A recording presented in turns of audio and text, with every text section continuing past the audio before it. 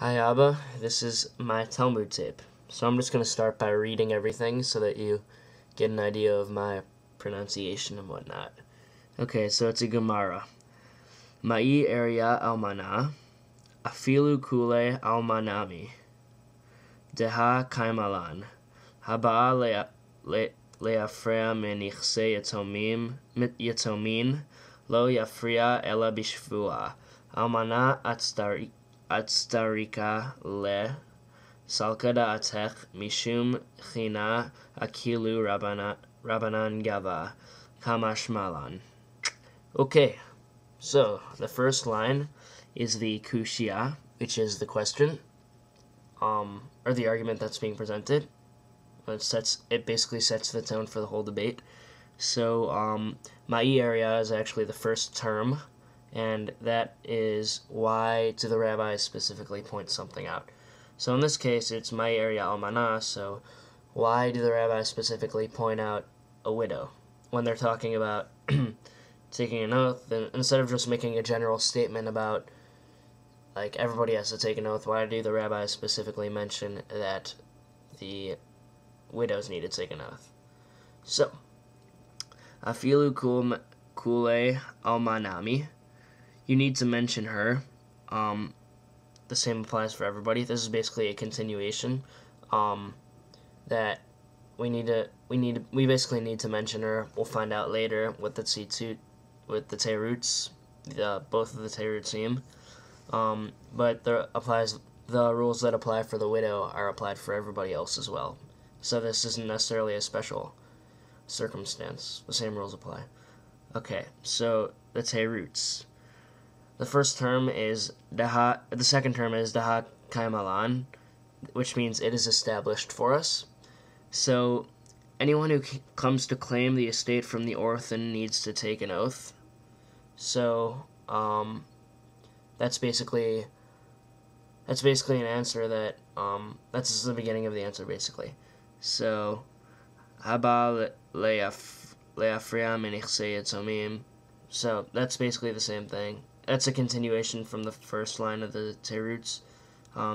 So it's established that they're just making it a known fact that anyone who comes to claim, if you want to take property from an orphan and it belongs to you, you need to take an oath, which means it's basically an oath is basically a swear, ensuring that you're not lying, I guess, because they didn't have lie detectors or lawyers or any of that other stuff back in those days, so they resorted to oaths or shvuas.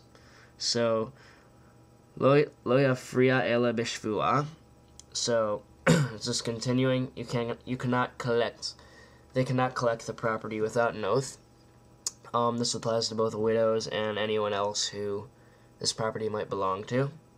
So almana atstarika le. But we need to mention her specifically, as mentioned in the kushia, and we're about to find out why. So, I think this is the second terut. It is salkada'atech, or samach dalet aleph, which is you would have thought, mishum china akilu rabanan gaba. So you would have thought that basically what this is saying is, it's the rabbis mention specifically the widow because they want to enhance the likelihood of her getting remarried. They want to make the prospect of marriage better for her. So this will, I guess, instead it'll make marriage a better subject for the wife so that they could focus more on an intimate marriage as opposed to legal rights, because obviously it's very stressful being a widow in the first place, but having to deal with all the legal stuff that comes with claiming land. So that's the rabbis are just trying to prevent it and make it easier for the widow. So it overall just makes marriage a much more attractive concept for a woman, because if they lose a husband, that means that they're probably they might be scared to remarry, or they might financially not feel like they're ready to remarry, or they're scared to commit themselves to someone else.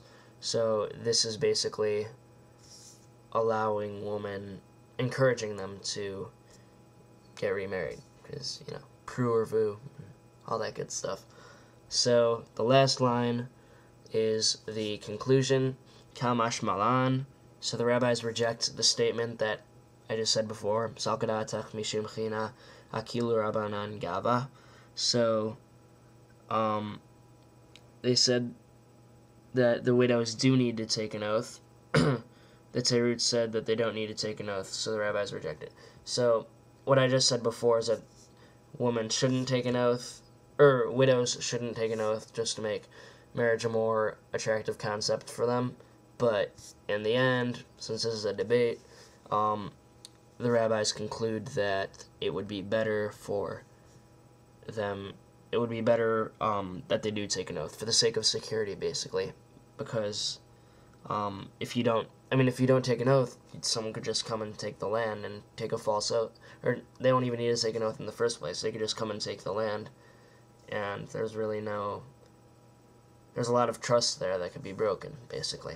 So, for the sake of legitimacy and not having land taken from the children, or at least putting the land in the right hands. So the rabbis felt that it would be best for the woman to take an oath, or the widow to take an oath, regardless of what circumstances are under. And that is it. And I'll see you tomorrow. Or maybe not. Yeah. Maybe. If we have a snow day, I'll see you Thursday. If we have class. And meditatia. And other fun stuff. I'll stop talking now.